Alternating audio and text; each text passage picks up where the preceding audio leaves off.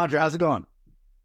Hey man, I can't complain. Ready for a whole lot of NFL free agency. I'm ready for some NBA action. I'm ready for these fights coming up. But other than that, how's your week go? How you doing out of fan, man? Hey, I'm doing wonderful. Thank you for asking. Like you just said, NFL free agency, even though the Super Bowl's now in the rearview mirror, everybody Yeah, football fan understands that this is where the game of intrigue and roster management begins. So, another episode of two things, two questions. First question, who do you like in terms of this free agent class? Who would you put at the head of that class? Let's start there. Patrick Queen, linebacker from the Baltimore Ravens. He is the top fish in the market, in my opinion.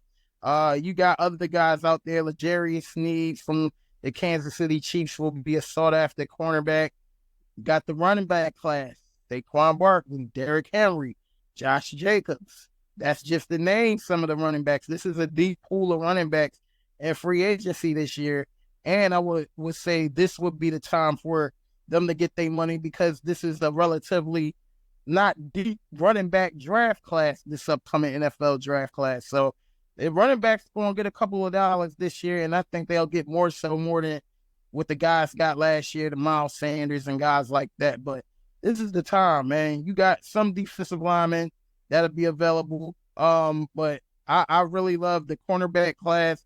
And it's a trade market too, man. Don't be shocked if you see a guy like Patrick Surtain traded. They're rebuilding over there in Denver. They're ready to bring in some draft capital to fill out their roster. They might be willing to let loose on a talent like Pat Surtain. Won't be shocked if my Eagles wouldn't entertain the thought of acquiring a talent like that because we need it. We need it. But for me, the top three free agents in football, gotta go Patrick Queen. I'll go L'Jarius Sneed, and I might even go Saquon Barkley just on the strength of the talent and the name. But it's a deep free agency class this year. I like that because all three players you just mentioned, I don't know if I see Saquon going to the Eagles, but L'Jarius and Patrick Queen, that would be a hell of a free agent haul for the Birds if how we could get that done. The NFL raised the salary cap. We started out before the cap. We had over maybe 24 million in cap space, 22 million in cap space. But now that they raised it, we now have over 31 million in cap space. And you got guys like Kevin Byard. He might be cut. He's a 16.1 million cap hit. You can get rid of that and free up that money. You can add that to the already 32 million that you have. Now you in the 48 to $50 million range in a heavy free agent class. You might want to also get some guys. I need the linebacker position addressed. I need that, Howie. I know y'all don't prioritize running linebackers. The Philadelphia Eagles have not selected a linebacker in the first round in 46 years. 46 years, man. They don't prioritize the linebacker position, but I think after the events that they've seen this year, well, from 10-1, they're losing 6 straight games or something crazy, however that played out. You got to address the linebacker position. The Kobe Dean will be back. I like him, but he get nicked up a lot. We need a sure thing there. I even like the guy, Lubu, the linebacker from the Carolina Panthers. Watch out for him. That's another top-tier name. Ryan Burns from the Carolina Panthers, defensive end, will be if he don't get the franchise tag with Carolina, who I don't expect them to use the franchise tag on, he'll be available. Buda Baker, safety from the Arizona Cardinals. He's been trade bait for the last 3 years, 2 years. He'll be available for a trade if necessary if he's not cut. There'll be a lot of talent out there, and this is the right time. The salary cap got raised. You can address a lot of issues on your team if you play your cards right and you have a great draft. I like what the Eagles got to offer. Howie Roseman with the sunglasses on, that means he about to go to work, man. Yeah, keeping the poker face going. And like we were, you already know, man. And like we were saying, first of all, I would love to see the Birds bring back DeAndre Swift, one of Philadelphia's finest. I mean, I think that this guy is an elite playmaker. I think that he needs more touches. I like his versatility coming out of the backfield. So, I mean, I would love for his name to be one of the first players that they secure onto that roster. So, on that note, we're going to talk specifically about the Birds and some of the roster movements and some of the players that you think we may not see in a Philadelphia uniform next season. Fletcher Cox is at the top of that list, man. I mean, this brother, he's been an integral piece of the Philadelphia Eagles organization since we drafted him. And if I'm not mistaken, 2012 is when we drafted him out of Mississippi State in the first round. He might not be trying to give the Philadelphia Eagles a hometown discount. He might be trying to get his last couple of bucks, man. This might be the year we see Fletcher go to another team. Another player we have to worry about, Brandon Graham. Brandon Graham said this is his last tour. I would think the Eagles would allow BG to finish out his career. He already put it out there. This will be his swan song. This is it. Michigan man. You know what I mean? I've been watching this guy since he was at Michigan, and Penn State had their rivalries, man. It was a blessing to see BG coming to his own after being drafted first. And he didn't live up to the hype of that first round pick his first couple of years. But he found a place being on the D-line. He settled in, and he's been a hell of a great player in the community, activist in the community. He's one-on-one. I love BG. But I expect the Eagles to sign him. Like I said, Kevin Byard, we brought him in from trade deadline. It looked like on paper it would be a great trade, but he had a couple of interceptions, but man, he was getting beat over the top. And he's an expensive player to keep on your roster, and he's going to be 31 years old when the season starts. Bye-bye, Kevin Byard. You're out of here. And, so those are the three players that I'm worried about. More so, not so Brandon Graham, so I'll say two. And for me, I'll say Fletcher Cox, and I'll say Kevin Byard. And I'll say this too. Shaquille Leonard, goodbye. I'll see you later. Nicholas Morrow, goodbye. I'll see you later, man. All you guys can go. And hell, James Bradbury, if there's some way that Howie Roseman can pry free from that deal, whether it's cutting him, trading him, if you could get him off the roster, because he's declining, man.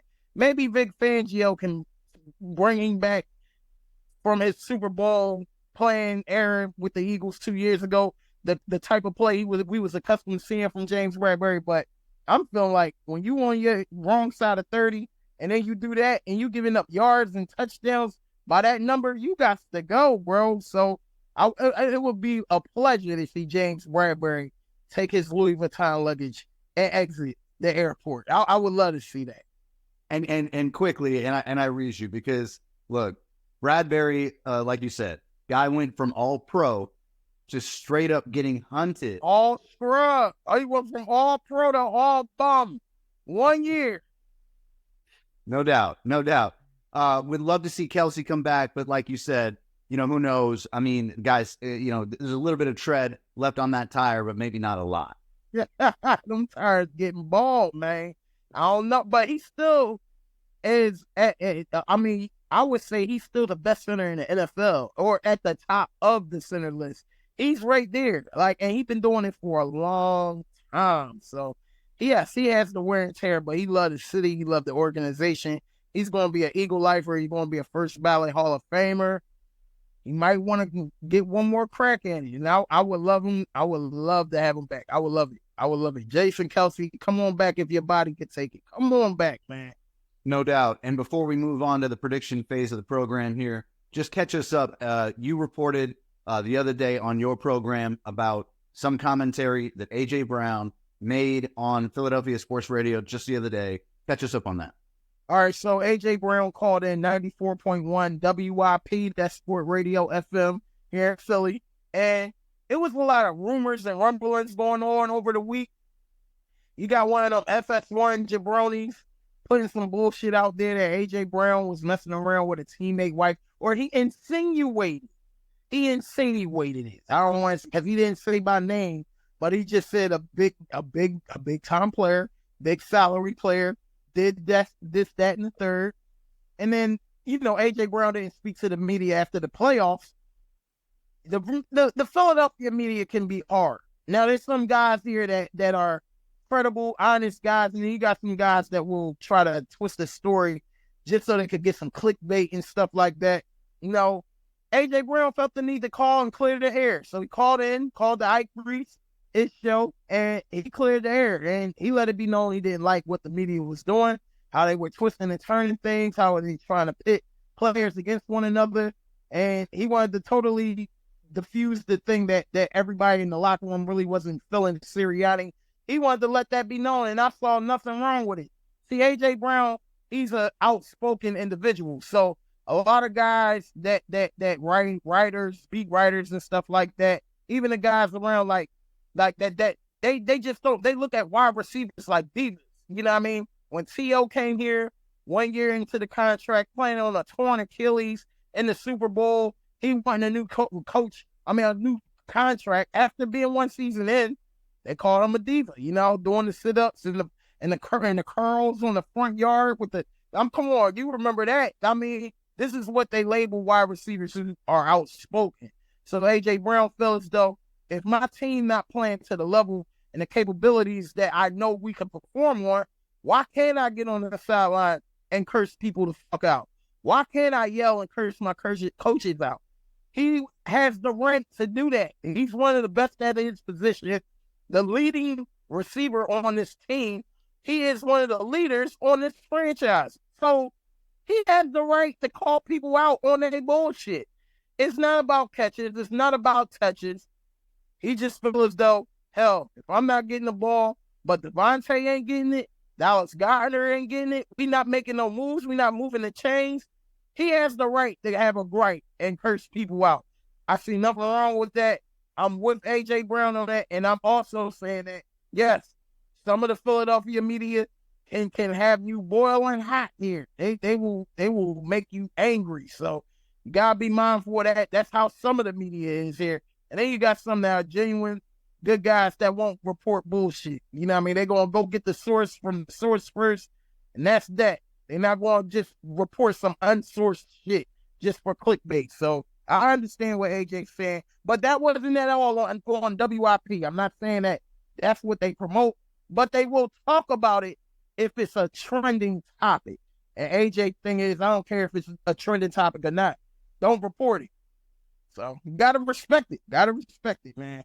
Gotta respect it. AJ Brown, elite playmaker. Obviously, I don't think enough people know this guy was drafted into pro baseball as well. He is a one-of-one athletic talent, so he's got to hold the line, so to speak, and let people know what's going on. If he, like you said, here's some whispers in the wind that aren't credible. So moving into the prediction phase of the program, we're going to talk a little Doc Rivers, former Philadelphia Sixers head coach, now with the Milwaukee Bucks. Obviously the Milwaukee Bucks has been a little bit of a turnstile for the coaching side of things. So prediction, is Doc Rivers coaching next season? I mean, you're talking about a team that fired 2 coaches within a 6-7 month period. So, I mean, anything can happen, but because you can't have all that money spent on coaching hires, like you still got to pay those coaches their salaries. And I don't think they'll be dumb enough to fire this coach. So Doc Rivers got a little leniency. They're going to allow him that because they're due to his name, his resume. He got a 3-year window to get this shit right. The question is, though, if Milwaukee don't win a championship within that 3-year window, will Doc Rivers ever coach again in the NBA? I don't think so. Now when you got the J.J. Redicks of the world throwing you under the bus, got the James Harden throwing you under the bus, the Ben Simmons throwing you under the bus, Chris Paul and Doc had a rocky relationship. You know what I mean? These guys, you don't never hear the Boston guys throw Doc under the bus. But it's always Clipper players, guys like that, man. I just don't like it. I think J.J. Redick was out of line because you wouldn't start it nowhere else but on the L.A. Clippers at the time. They made you a starter, and in Doc's system, you were the most efficient. You had a hell of an efficient year here in Philly, too, when you averaged 17, 18 points per game. Your highest score average with the Sixers, I believe it was. But you had some decent years in that Doc Rivers system, and then for you to throw Doc under the bus on first take to say he don't take no accountability. Why I asked you, why didn't you play in those late fourth quarter games? Because you couldn't guard nobody. You were a liability on defense. So, like, just like you could critique Doc Rivers and all of that, call out your own play. You was an easy Vic, as we like to call people here in Philly, an easy victim when you on the court on the defensive end. People look forward to seeing you on the defensive end, but you'll never say, I could have been a better defensive player, but you'll throw Doc under the bus. I'm not really feeling that, and I hate Duke. So you're one of the leading Duke guys that I hated growing up. So, you know, hey, it is what it is. But I hope Doc Rivers, I love him. Like I say, most players, when you have a guy like that, you on your roster as your coach, a father figure like that too, I'm quite sure to a lot of the younger guys, you'll run through a brick wall for a guy like that. Doc is a motivator. He a leader of men. Not too many coaches can say that. I just hope the guy don't get canned. And, you know, they already created the narrative about Doc. This is it. I'm telling you, if he don't get a chip in a 3-year window with the Bucks, you might not see Doc Rivers on the sideline again.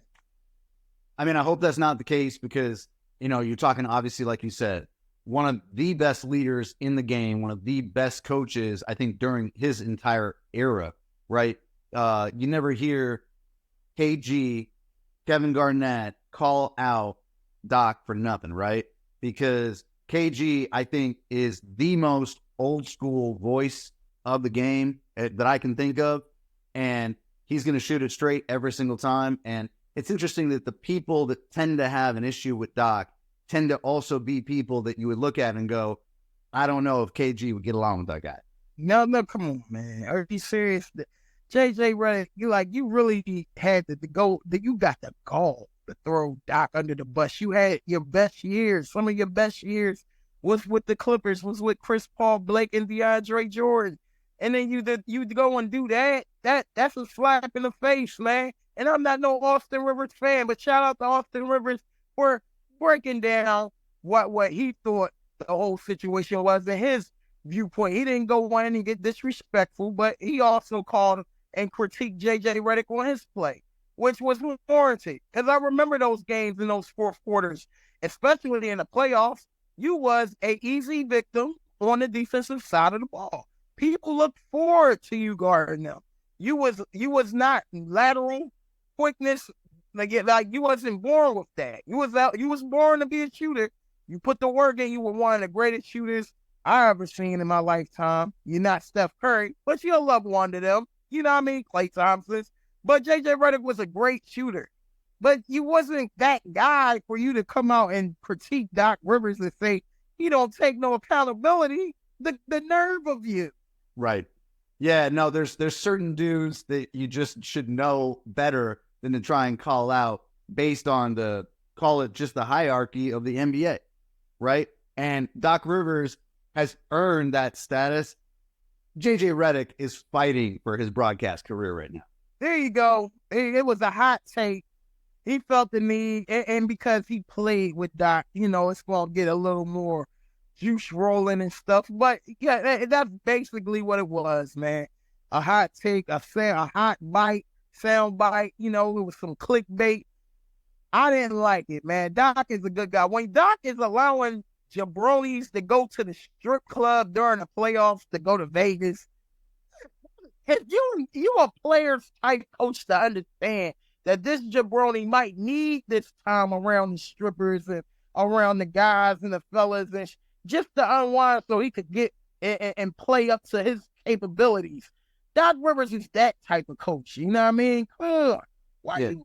Who's going to throw salt on a guy like that, man? But these guys ain't loyal, man. This is where we at with it, man. The players, they got all the control now. They got voices. They on podcasts. People going to say what they got to say. But, you know, it is what it is. And one more thing I want to address. I didn't speak on this, but I got to bring it up. George Karl, you need to let it go, George. George, what you be speaking on, it just burns me up. You're a petty individual. people praised you, brother, because you beat cancer. You beat cancer. You overcame that. It's not too many people in the world that can say that. My mama had to deal with that shit. You know what I mean? My brother passed away from colon cancer. You beat the odds, brother, and you come back, and you're a bigger asshole than you was before. I don't know what it is about Carmelo Anthony that you hate so much. You'll go out of your way to go on Twitter to big up Jokic. You do a lot of meat glazing, as the young guys would say. You do a whole lot of meat glazing for Jokic. Happy birthday to the greatest number 15 player to ever wear a Denver Nuggets uniform. Low slick shit. You know, then Carmelo got to go on his podcast, 7 p.m. in Brooklyn, and speak about this asshole. You got Kenyon Martin. Nobody liked George Karl. Sean Kemp didn't like him. Gary Payton didn't like him. Ray Allen didn't like him. Big Dog Robinson didn't like him. Sam Cassell didn't like him. J.R. Smith, Kenyon Martin, Carmelo Anthony, everywhere you went, the stars didn't like you. And because of that, and because Carmelo said when you played as a San Antonio Spur with George Gervin, the Iceman with the finger rule, you hated star athletes. He was the guy that had to die for every loose ball. That was George Karl's talent. He dove for every loose ball, playing the right way. He was up under Dean Smith. Shout out to Dean Smith. But Dean Smith would never throw none of his players under the bus. All those North Carolina Tar Heels, they love Dean Smith. You don't hear players preaching and show love to you. Larry Brown was an asshole, but you'll never hear Allen Iverson talk too crazy about it because he at least give Larry Brown the props. He changed my career. We clashed. We butt heads. It's a different culture shock. He a whole different guy, came up a whole different way, but we made it work in most cases. You ain't gonna never hear Allen Iverson talk bad about Larry Brown. George Karl, you're a petty individual. You'll never be loved and beloved by the coaching circle. You have a winning record. You're one of the leading coaches as far as wins and stuff like that. You don't got a ring. But stop hating on Carmelo. Carmelo was Denver. Before Carmelo, nobody gave two shits about Denver. Please stop it, George.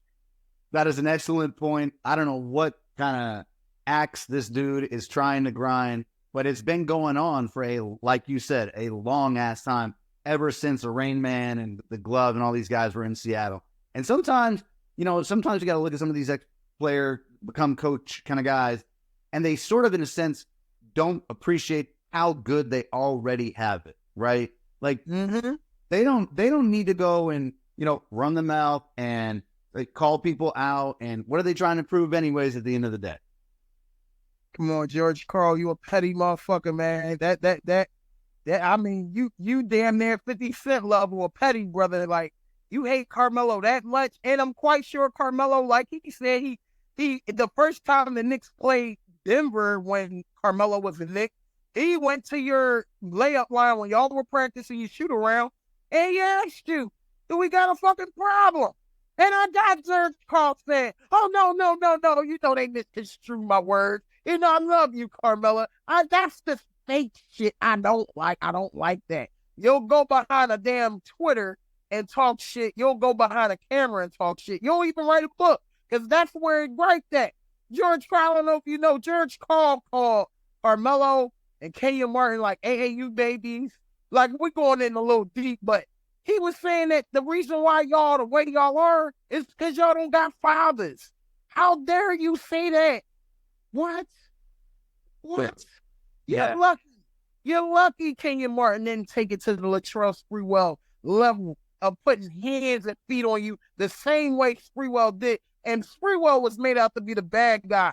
PJ Carlesimo might have deserved that. He's a hot, fiery guy from Seton Hall. You can't talk to the pro athletes the way you did the college kids. But for George Karl to say that, to say because these brothers grew up in, single parent households with no father, George Karl, you was a petty, feed the devil type individual. You ain't shit. You ain't shit, George Karl.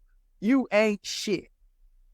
You know what? Some people just that's just how they have to roll, I guess, And come on, man. yeah, no doubt about it. No doubt about it. Well, I mean, all I can say is that you talk about somebody who is slowly and surely kind of circling that drain of sports relevance, and George Karl is kind of at the top of that list. Piece of shit. You love the meat glazed Jokic.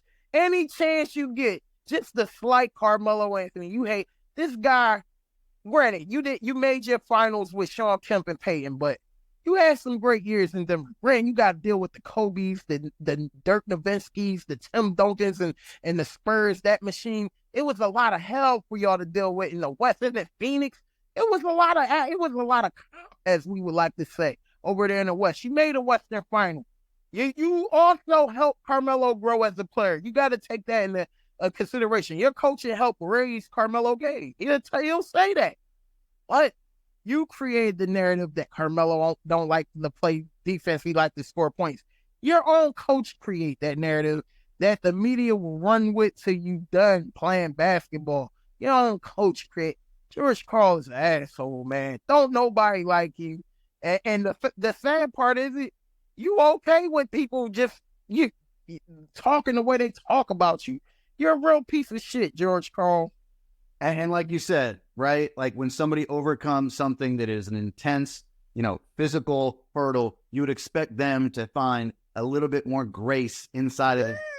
But humility, you're supposed to have a little more compassion. You beat the odds and you come back and be a dick. You're miserable, but they say misery love company. This is true. This is very, very true. Andre, as always, thank you for tapping in. Thank you for the education. Fly, Eagles, fly. We'll do it again next week. We'll do it again next week, bro. All right, man.